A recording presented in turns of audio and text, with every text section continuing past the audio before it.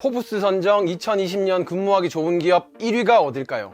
애플? 아마존? 구글? 아니고 바로 삼성입니다. 드립이 아니고 진짜로요. 이게 매출만 따지는 게 아니고 직원 설문도 하고 근무 여건도 따져서 뽑은 거예요. 이야 1등! 근데 정작 삼성은 별 반응이 없어요. 왜냐? 이때 이재용 부회장이 재판 중이었죠. 지금은 징역 2년 6개월 선고받고 깜빵 들어가 있고요. 그래서 지금 무슨 얘기가 나오냐면 삼성이 지금까지 한 번도 경험해보지 못한 위기라고 해요. CEO가 감옥에 가 있으니까 그런 건가? 그것 때문만 아니에요. 혹시 대만의 TSMC라고 들어보셨나요? 미국, 중국 싸운다는 얘기는요. 요즘 반도체 때문에 미국, 중국 전쟁 날 수도 있다는 얘기도 나오고 있고요. 이런 모든 상황에 한 달이 아니고 두 달이 다 걸친 기업이 삼성이에요. 그래서 창사 이래 최대 위기란 얘기가 나오는 거고요. 제갈량을 데리고 와도 이건 좀 이럴 시국인데 삼성은 어떤 수를 낼 수 있을까요?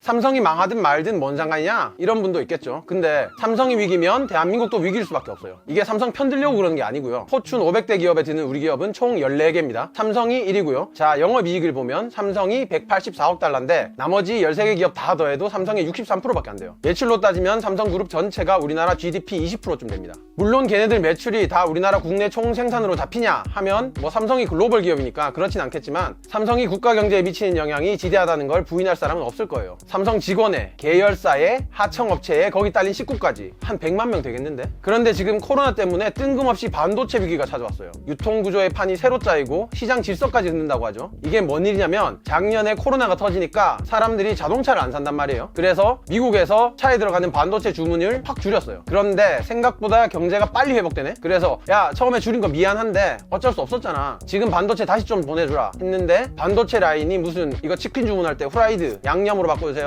한다고 되는 게 아니란 말이죠. 그래서 지금 미국의 반도체 대란이 일어났어요. 이제 이런 불확실성 때문에 세계 반도체 시장이 아예 값싸고 양만이 해서 비싸도 믿을만한 공급망으로 일대 혁신이 일어나고 있고요. 미국, 중국, 유럽연합 모두 자기 나라의 시설을 늘리는 쪽으로 가고 있죠. 그게 제일 쉬운 방법이니까. 지난번 백신 때도 선진국들이 뒤통수 쳤다고 말씀드렸는데 이번에도 다른 나라는 모르겠고 나는 일단 살고 볼래 이런 식으로 자국 우선주의 경쟁이 시작됐어요. 그걸 주도하는 나라가 미국이에요. 문제는 미국, 중국이 그리는 미래 산업 지도가 거의 똑같고 삼성이 바라보는 미래도 그것과 정확하게 겹쳐요. 여러분도 다 알다시피 AI, 4차 산업혁명, 자율주행차 뭐 지금 미래는 이거다 다 공감하시죠? 이게 전부 반도체 없이는 불가능합니다. 그러니까 반도체를 놓고 두 패권 국가가 전쟁도 불사할 정도로 싸우고 있는데 거기에 끼어있는 게 어디겠어요? 반도체 기업들이죠. 미국 반도체 기업은 당연히 미국 편에 붙고 중국 반도체 기업은 당연히 중국 편에 붙고 자 미국 빼고 세계에서 반도체 하면 알아주는 기업을 보유한 나라가 3개 있는데 바로 일본, 대만 그리고 한국입니다. 그중 일본과 대만은 미국에 딱 달라붙었습니다. 뭐 일본은 요즘 미국이랑 워낙 끈적끈적하니까 그렇다 치고 대만은 왜 그랬을까요? 대만 반도체를 주도하는 회사는 TSMC예요. 이름 그대로 대만 반도체 만드는 회사란 뜻이에요. 마트로 치면 뭐 노브랜드 같은 건가? 이름을 그렇게 지어서인지 시스템 반도체를 기막히게 잘 만들어요. 우리 삼성이나 SK 하이닉스는 메모리 반도체가 강한데 시스템은 아직 약하단 말이에요. 앞으로는 기억 잘하는 메모리보다 똑똑한 시스템 반도체가 더 중요해지는데 그래서 반도체 업계에서 TSMC가 삼성의 시가총액도 넘어섰어요. TSMC는 1987년에 생겼는데 대만 정부가 앞뒤 안 재고 전심전력으로 밀어주는 회사입니다. 국가 입장에서 똘똘한 한 채 뭐 그런 거예요. 이미 작년에 트럼프가 중국 화웨이를 조지면서 반도체 전쟁이 점입 가경이 됐죠. 그때 미국이 TSMC한테 화웨이한테 반도체 절대 주지 말라고 했거든요. TSMC가 매출 16%나 깎이는데 그거에 오케이 했어요. TSMC는 미국 애리조나주에 40조 원을 투입해서 반도체 공장을 짓고 있고요. 앞으로 더 짓기로 약속했어요. 그만큼 대만과 미국 관계는 끈끈해지고 있어요. 대만은 그러면서 이제 세계 무대에서 국가로 인정받으려고 하거든요. 그런데 중국은 대만을 나라로 절대로 인정 안 해요. 뭐 거의 우리 제주도 보듯이 중국은 대만을 그렇게 생각해요. 중국은 역사적으로 볼 때 어떤 지역이 막 독립을 한다? 그런 꼬라지는 눈에 흙이 들어가도 절대 인정 안 한 나라고요. 그래서 지금 중국과 미국은 대만 앞바다에 항공모함, 전투기 보내서 기싸움을 벌이고 있어요. 시진핑 주석은 자기 임기 내에 대만을 중국으로 편입하려고 하거든요. 마오쩌둥도 덩샤오핑도 못한 업적을 쌓고 싶은 거지. 그 시점이 빨라질 수도 있는 거죠. 미국은 반도체도 걸려있고 민주주의 국가 공산화도 막아야 되니까 대만을 지키려는 거고요. 실제로 전문가들은 이번 미중 위기가 생각보다 심각하다고 하고요. 지금 대만이 아프간, 이란, 러시아보다 전쟁 위기가 높다고 하죠. 대만 앞바다에서 미국과 중국이 붙을 뻔한 게 1996년이에요. 그때 대만이 한창 세계 무대에 치고 나올 때였거든요. 대만이 확 뜨면 미중 관계는 위험해지죠. 공식입니다. 예전 위기 때는 미국이 항공모함 전단 2개를 보내니까 중국이 쫄아서 꼬리를 내렸거든요. 그런데 그때 굴욕을 당한 데다가 중국이 2000년대 들어서 엄청나게 경제 성장하면서 군사력을 빛의 속도로 불렸어요. 미국 군사 전문가들은 대만 앞바다에서 중국, 미국이 붙으면 미국이 질 수도 있다고 하죠. 뭐 엄살인지는 몰라도요. 자, 이런 상황에서 삼성이 미국에 계속 불려다니고 있죠. 계속 삼성한테 미국 안에 공장 좀 더 저지어라 협박 비슷한 부탁을 하고 있어요. 근데 문제는 삼성이 미국에도 반도체 공장이 있지만 시진핑 고향인 중국 시안에도 큰 공장이 있어요. 그러니까 미국, 중국 둘 다 공장이 있어요. 이걸 들어서 뭐 미국으로 옮길 수도 없고, 게다가 삼성 반도체 매출도 미국과 중국에서 한 30-40% 비슷하게 나오는 걸로 추정되고요. 이런 상황에서 미국이 중국하고 거래 트지 말고 우리랑 하면 잘해줄게 하면서 삼성한테 얘기를 하는데, 이러면 덥석 따라가야 될까요? 여러분이 삼성 반도체 부문 사장이다, 뭐 아니면 부회장이다 이러면 어떡하시겠어요? 지금 이 부문 삼성 부회장이 뭐 이런 상황 해결하라고 연봉 83억을 받는 거겠지만요. 지금 보면 코로나로 글로벌 공급망이 재편되는 상황에서 시스템 반도체 경쟁력도 올려야 되는데 미국, 중국 사이 줄타기도 해야 되지. TSMC는 미국에 줄대고 치고 나가고 있지. 그런 와중에 CEO는 깜빵 가 있지. 그리고 이건희 회장은 뭐 돌아가셨죠. 삼성이 진짜 골치 아픈 게 이렇게 뭐 경영적으로 판단해야 할 것도 산더미인데 우리나라 외교 변수도 있어요. 아까 말씀드렸듯이 미국, 중국은 전쟁 위기 수준으로 원수처럼 갈라섰고요. 여기서 한국이 외교적으로 어디에 붙느냐가 삼성에도 영향을 줄 텐데, 문재인 대통령 외교 1순위가 어딘지는 다 아시죠? 대북 정책입니다. 그런데 지금 미국은 북한이랑 잘 지내보자, 한반도 평화 분위기 만들어야겠다 이런 생각이 내구조에 1%도 없어요. 중국 상대하기도 바빠 죽겠는데 그럴 여유가 없죠. 여기서 중요한 게 북한 목숨줄 쥐고 있는 나라가 또 중국입니다. 이게 비유적인 게 아니고 진짜로요. 북한은 지금 미국의 경제 봉쇄 때문에 석유든 석탄이든 다른 나라에서 구해올 수가 없거든요. 그런데 딱 하나 통로가 있는데 그게 중국이랑 이어져 있는 석유 파이프라인이에요. 지금 북한은 중국 파이프라인에 딱 빨대 꽂고 석유 가져올 수밖에 없어요. 그 파이프라인 잠금 레버가 어디냐면 당연히 중국에 있죠. 중국이 그거 잠가버리면 북한이 말라 죽어요. 그러니까 중국이 볼 때는 한반도 운전자가 문재인 대통령이든 트럼프든 바이든이든 뭐 아니면 김정은이든 간에 그 차는 중국 기름으로 간다는 거죠. 물론 중국이 그것 가지고 뭐 북한을 협박하고 그러진 않아요. 바이든 취임 뒤부터 우리 정부는 아직도 간보는 중이에요.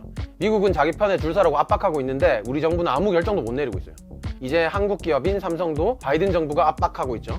이재용 부회장은 지금 어떤 생각을 하고 있을까요? 뭐 상상도 안 되지만 지금 상황이라면 만약 깜빵에서 나온다고 해도 다시 들어가고 싶을 정도 아닐까요?